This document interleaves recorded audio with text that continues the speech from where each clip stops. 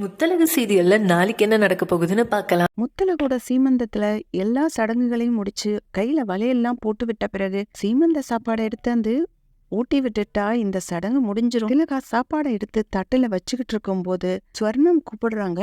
திலகா சாப்பாடை அப்படி வச்சுட்டு வந்துடுறாங்க. இதுதான் நல்ல சந்தர்ப்பம் அப்படின்னு நினைச்சு ரெஜினா தான் கிட்ட இருக்க பாய்சனை அந்த சாப்பாட்டுல கலக்குறாங்க. அப்பன்னு பார்த்து தயாவோட பையன் மாலன் வந்து, என்ன வக்கீலம்மா, என்ன கலக்குறீங்க? முத்தழகுக்கு மட்டுமா இல்ல முத்தழகோட குழந்தைக்குமா அப்படின்னு கேட்கும்போது, 2 பேருக்கு தான் மாலன். இதுல பாரபட்சம் எதுக்கு? முத்தழகு இல்லாட்டி என் பொண்ணு அஞ்சலி மட்டும்தான் இந்த வீட்டு மருமகளா இருப்பா.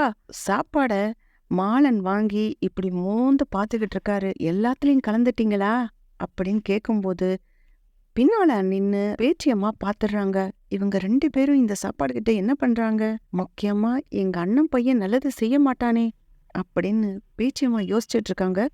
ரெஜினாவும் மாலனும் போன உடனே பேச்சியம்மா அந்த சாப்பாடை எடுத்து குப்பையில போட்டுட்டு வேறு ஒரு சாப்பாடு எடுத்து தட்டுல வச்சிடுறாங்க. திலகா தட்டுல இருக்க சாப்பாடு எடுத்துக்கொண்டு போய் முத்தழகுக்கு ஊட்டி விட ஆரம்பிச்சிடுறாங்க. ரெஜினா நினைச்சுக்கிறாங்க, நம்ம பாய்சன் கலந்த அந்த சாப்பாட்டை தான் முத்தழகுக்கு ஊட்டி விடுறாங்க அப்படின்னு. முத்தழகு சாப்பிடும்போதே கொமட்டிக்கிட்டு வருது, ஒரு மாதிரி மயக்கமா வருது, எனக்கு இப்ப போதும் சாப்பாடு அப்படின்னு சொல்லும்போது ரெஜினா சொல்றாங்க, அச்சச்சோ அப்படிலாம் விடக்கூடாது, முழு சாப்பாடையும் சாப்பிட்டாதானே எங்களுக்கு நல்ல பலன் கிடைக்கும்.